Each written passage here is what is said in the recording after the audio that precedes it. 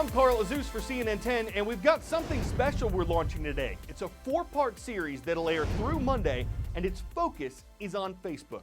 More than a quarter of the entire world's population is said to log on to Facebook every month, and it's grown to have 3.2 billion users in just 15 years. In fact, it was 15 years ago this month the social network was launched. The milestone birthday for the momentous company gives us the chance to discuss its huge-scale successes and its huge-scale failures. Its founder alone has pledged billions of dollars to charity and been accused of copying the very idea Facebook was built on. As always, CNN.com will have full coverage of breaking and developing world news in the days ahead. As we begin our first of 4 specials on Facebook, we're starting with a report on the man behind it.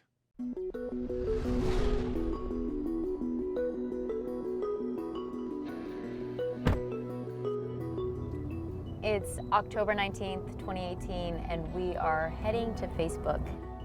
This is a really big deal. We're going to sit down with Mark Zuckerberg, who rarely sits down for interviews. Facebook years are like dog years. A lot happens in a little time.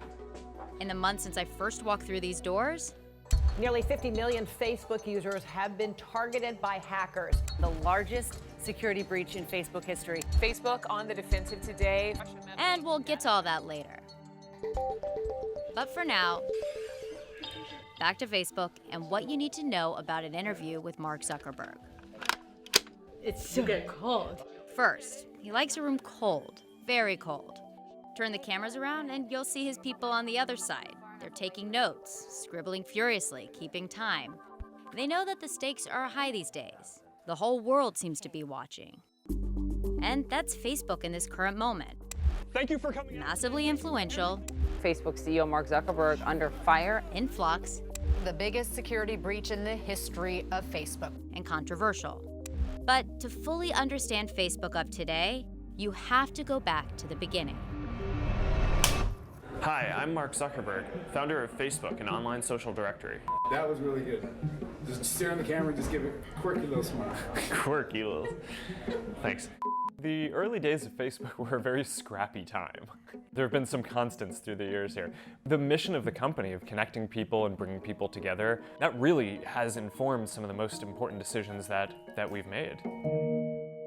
You're gonna hear this phrase, the mission, quite a bit. Mark's mission is the mantra at Facebook. Our mission has really always been to connect the world. We are a mission-driven company. Our mission is to connect everyone in the world. Connect. We can connect the whole world. It was in the company's DNA from the beginning. And I think the people who have been drawn to this company over the years are people who really care about that. If you're an employee, you hear it the moment you walk through the door. You're almost indoctrinated into it. He believed in the mission of Facebook to help people share and be more connected, and I wanted to follow him. It just felt so different from anything I'd done before. Mark had this vision that everyone could be connected, and that was pretty exciting. What's on your mind? Inside Facebook headquarters, that message to build out the mission is everywhere. Inspirational quote posters line the walls, with delicate phrases fine-tuned to Facebook's current state. Some call it almost even like a cult.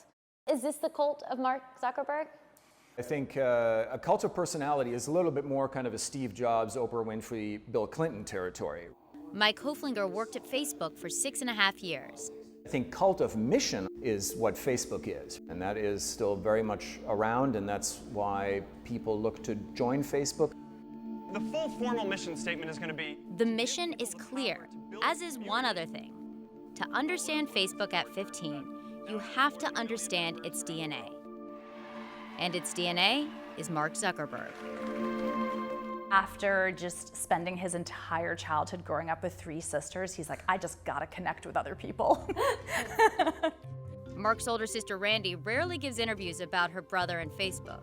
We were always inventing, we were always collaborating, we were always like looking for any technology we could find and using it to just, create something bigger. Yay. What? I got accepted.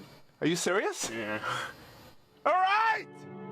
Creating solutions to problems yet to be seen was in the Zuckerberg blood and would eventually morph into the mission when Mark left home.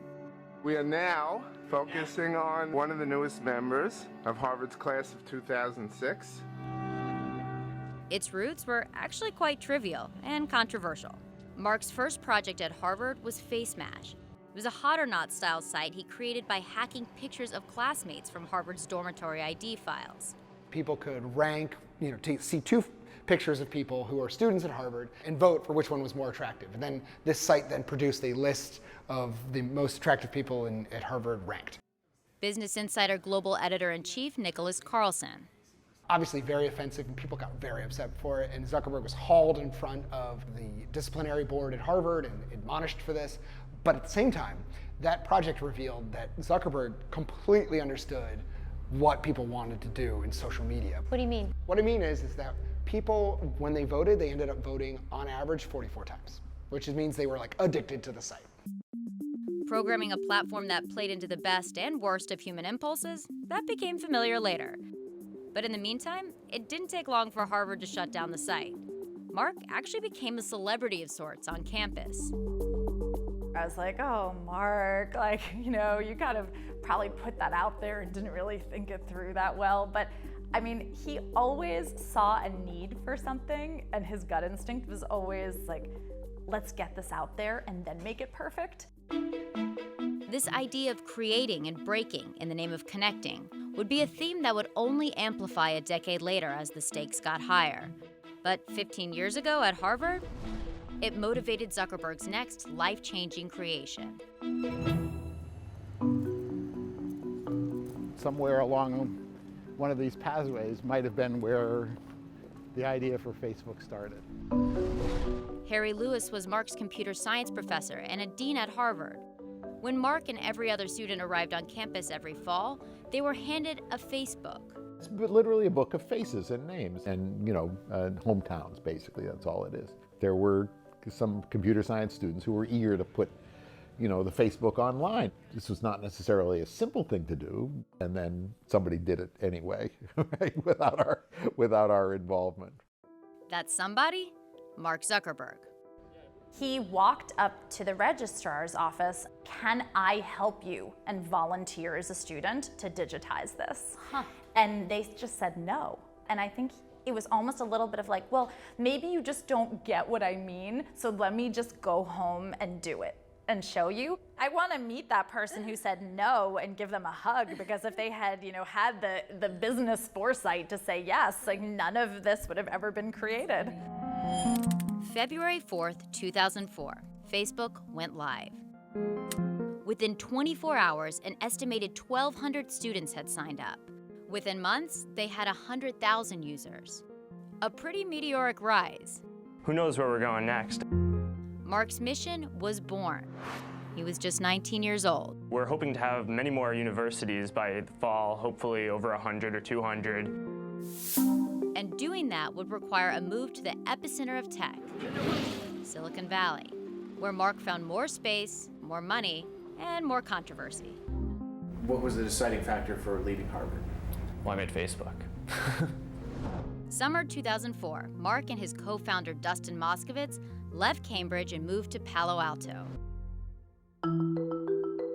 At the time, the site was exploding, 1 million users, and the company had little money in the bank. So the crew was making the Silicon Valley venture capital circuit, in their own way. You hear these famous stories of Zuckerberg and his team going to VCs in their pajamas and showing up late and being kind of rude. He was very like, I'm young, rules are for adults, get to work late, just do your thing, code it, hack it. And over time, they used to have a sign on the wall which is like, move fast and break things. And it's like, now it says like, move carefully and don't break things. Now they're at such a delicate point, like, don't break things. If you break things, sometimes you break the country.